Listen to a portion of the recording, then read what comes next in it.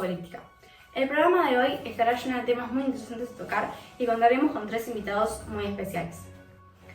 Hace ya 2 meses y medio, la población argentina se encuentra bajo el aislamiento social preventivo y obligatorio decretado el día 20 de marzo por el presidente de la Nación en Acuerdo General de Ministros. El avance de la pandemia. La Argentina llegó a los 20.000 casos de coronavirus con una cantidad de 600 muertes. Y una buena noticia: el número diario de muertes se mantiene relativamente estable y la proporción de fallecimientos en cuanto a la cantidad de casos positivos tuvo un marcado descenso. El aislamiento se mantendrá durante otras 3 semanas en el AMBA y áreas de Córdoba, Chubut, Río Negro y Chaco, mientras que en el resto del país entrará en una nueva etapa de distanciamiento social, donde las personas podrán salir a hacer sus actividades habituales, pero manteniendo una distancia de 2 metros, un tapabocas, cumpliendo los protocolos de higiene, y se permitirán los encuentros en lugares cerrados de hasta 10 personas. El gobernador de Neuquén informó que gimnasios y restaurantes podrán abrir sus puertas. Los gobernadores de La Pampa y San Luis firmaron un acuerdo que establece el libre paso entre ambas provincias. El aislamiento ha afectado de diferentes maneras a varios de los sectores de la sociedad. Para ver estas realidades muy distintas, tenemos en nuestra notera Lara Chaya realizando entrevistas en la calle a gente de distintas edades y profesiones. Estamos en comunicación con nuestra notera Lara Chaya. Hola Lara, ¿cómo estás? Hola Feli, muy bien, ¿vos? Bueno, acá nos encontramos con una señora. Buenos días señora, ¿cómo se llama? Marta Rakitovkin, ¿Cuántos años tiene? 78. Muy bien, ¿es jubilada? ¿Trabaja? Soy jubilada, docente y comerciante. Muy bien. ¿Cómo está pasando la cuarentena? ¿Cómo es un día para usted? Más o menos, es un día cada vez más trágico, porque es muy monótono, la monotonía ya me está cansando. Muy aburrido. Muy bien. ¿Y en qué aspectos la cuarentena afectó su vida cotidiana?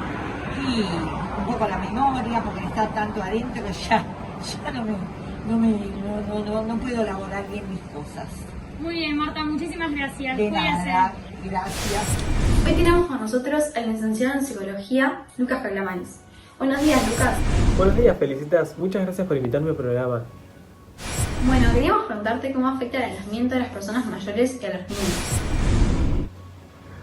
Bueno, el hecho de estar encerrados por la presencia del COVID-19 puede ser una situación potencialmente estresante.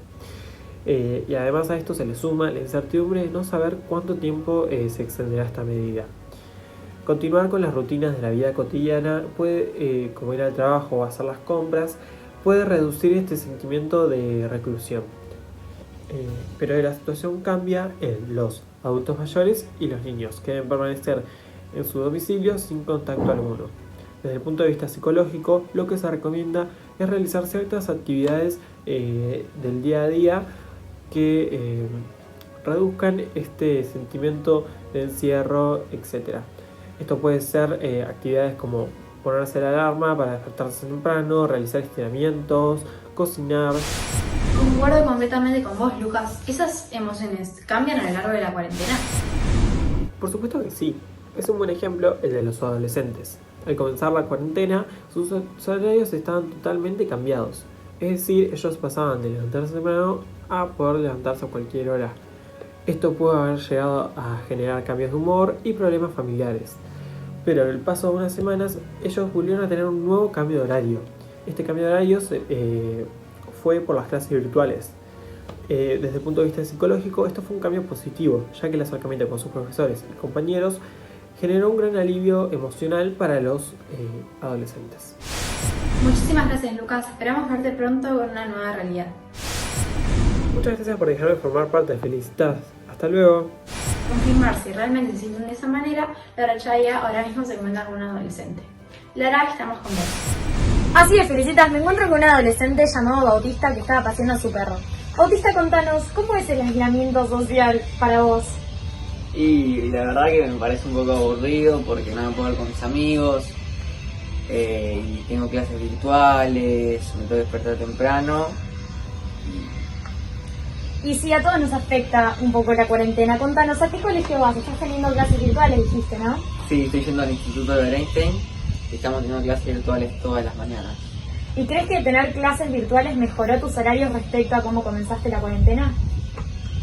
Y estoy un poco más organizado. Antes tenía un horario como que me despertaba muy tarde, me acostaba muy temprano, muy tarde también, pero ahora tengo como una rutina, digamos. Claro, te levantas temprano y eso. ¿Y te sentís cansado respecto a las tareas que te da el colegio? No, porque no estoy teniendo tampoco tantas tareas ni tantas pruebas en respecto a un año escolar normal. Bueno, muchas gracias, Bautista. Esperamos. Una cocción perfecta. Una freidora que te brinda la solución que buscabas.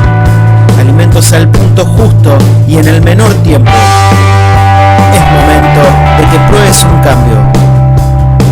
Te invitamos a sumarte a la experiencia de cocinar con cualquiera de nuestros productos. Resistencias Mar del Plata.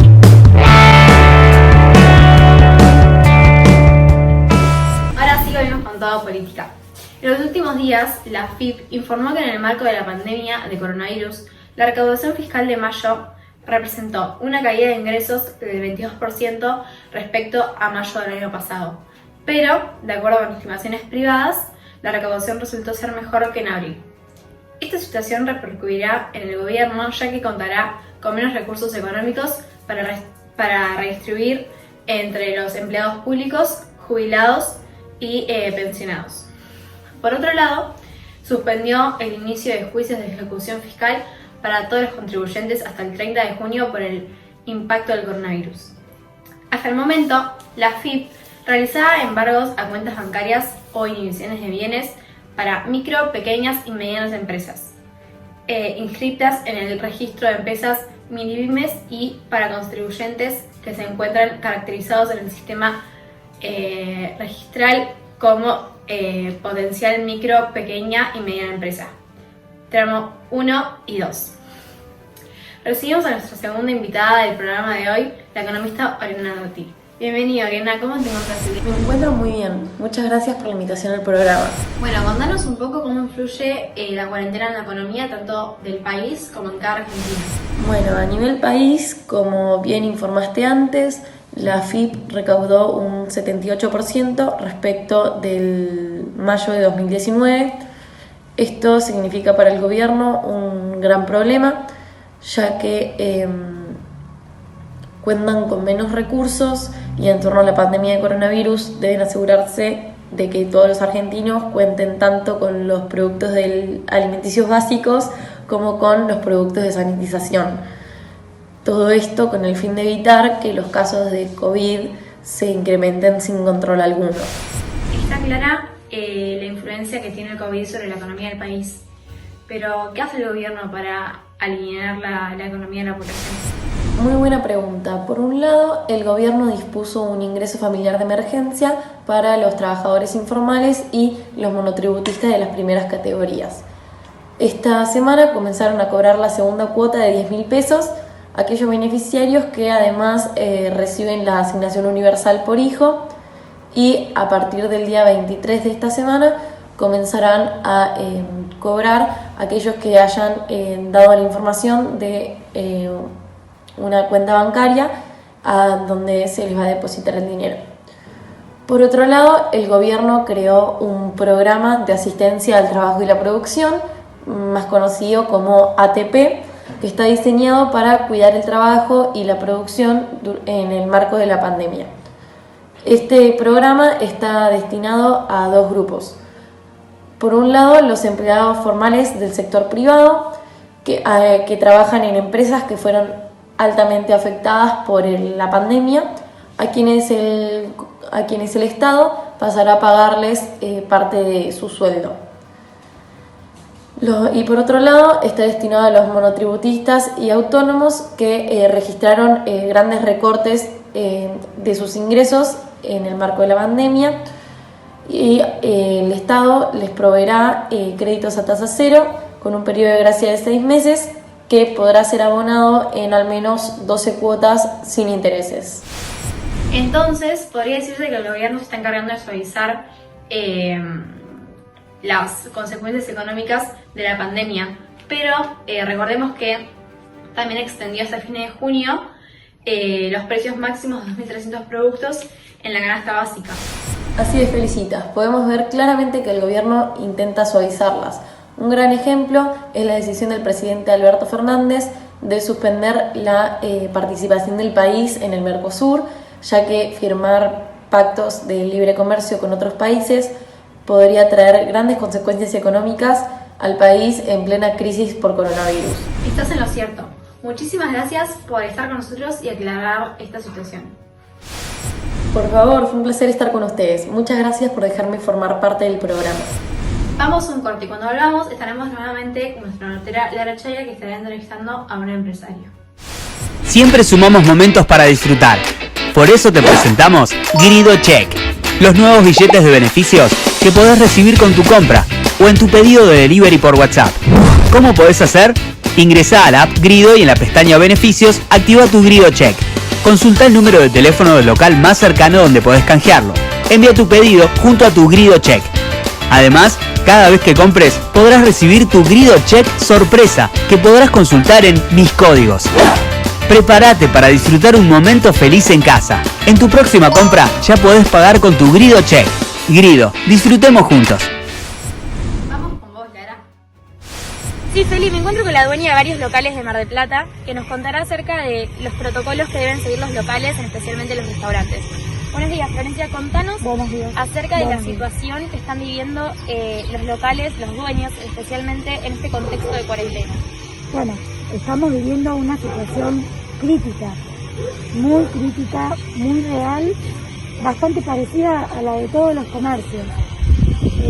Nosotros lo vamos a sufrir más porque presentamos protocolos para poder abrir los restaurantes, pero no fueron aprobados, así que seguimos a la cola de la espera, que seremos los últimos locales en abrir. ¿Y qué protocolos deberían seguir cuando se les permita abrir? Bueno, primero tendríamos que seguir el protocolo que todos tienen hoy en día en un local, que es higiene de las manos e higiene del calzado.